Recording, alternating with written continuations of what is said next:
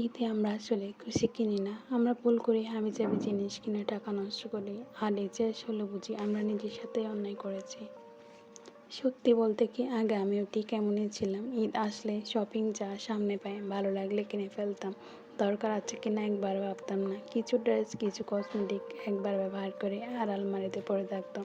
তারপরে ইচ্ছে টাকা শেষ, কিন্তু মনে একটা আফসোস, এই টাকাটা যদি একটু বুঝে খরচ করতাম।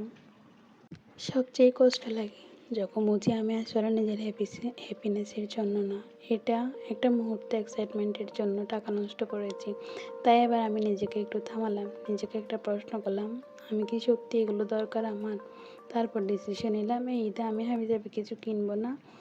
তাই আমি যা কেনার জন্য চলে গেলাম, একটি কোল্ড ড্রিঙ্ক কিনবো এটা ভেবে চলে গেলাম আমি শপিং মলে। সবাই চিনে থাকবেন যারা চট্টগ্রামে দেখেন, আমি বালিয়ারকেটে চলে গিয়েছিলাম। এখানে আমি স্বর্ণের দোকানে গিয়ে আমি একটু আমার যতটুকু সামর্থ্যের মধ্যে আমি একটা রিং পারচেস করলাম। তো একটু পরে দেখতে পারবেন আপনারা। আমার মতে সবারই উচিত একটু একটু করে জমিয়ে টাকা তারপরে এভাবে গোল্ড পারচেস করে রাখলে এটা আপনার ফিউচার অনেক কাজ আসবে। আমিও তাই করেছি। এই রিংটা আমার সবচেয়ে বেশি ভালো লেগেছে। আসলে এখন যা দাম রিংয়ের, আমি ভেবেছিলাম আগে থেকে আমি এক জোড়া কানের দুল নেব, কিন্তু না, এগুলার অনেক বেশি দাম। এই জন্য আমি আমার সাধ্যের মধ্যে একটা রিং পারচেস করে ফেললাম। এই যে দেখুন আমার রিংটা কেমন হয়েছে অবশ্যই সবাই আমাকে কমেন্টে জানাবেন।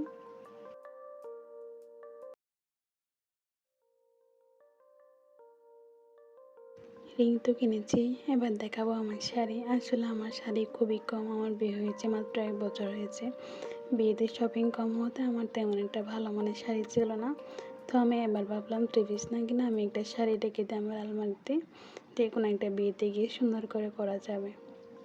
দেখুন আসলে এটা কেমন হয়েছে আপনারা সবাই জানাবেন, আমি খুলে দেখাচ্ছি।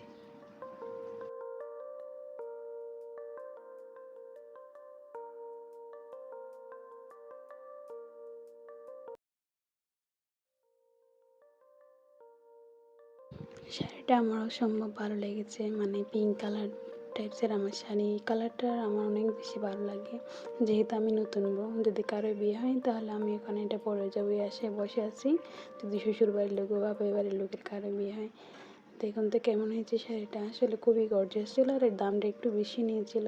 তো আমার ভাই আপনার ভাইয়াকে আমি দেখাচ্ছিলাম এখানে, দেখো তো আমাকে কেমন লাগছে, আমি দুষ্টুমি করছিলাম আমার সাথে, তোমার টাকা নষ্ট করে ফেলছে এভাবে বলে।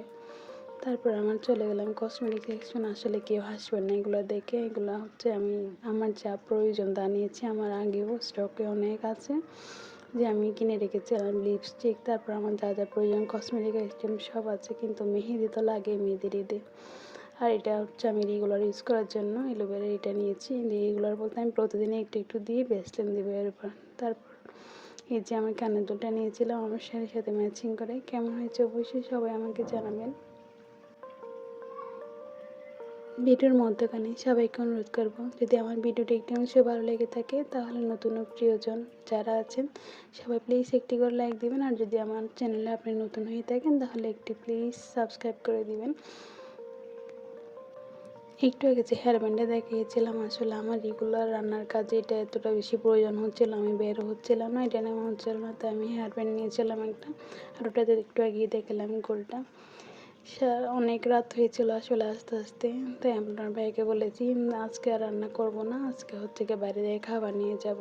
এই যে এই জন্য এখানে একটা বিফ বিরিয়ানি এনেছিলাম। এটা অনেক মজা ছিল, এটা দাম কম ছিল, সেই তুলনায় অনেক মজা ছিল। এটা কোনখান থেকে জানি নিয়েছিল, আমি ভুলে গেছি আসলে দোকানটার নাম।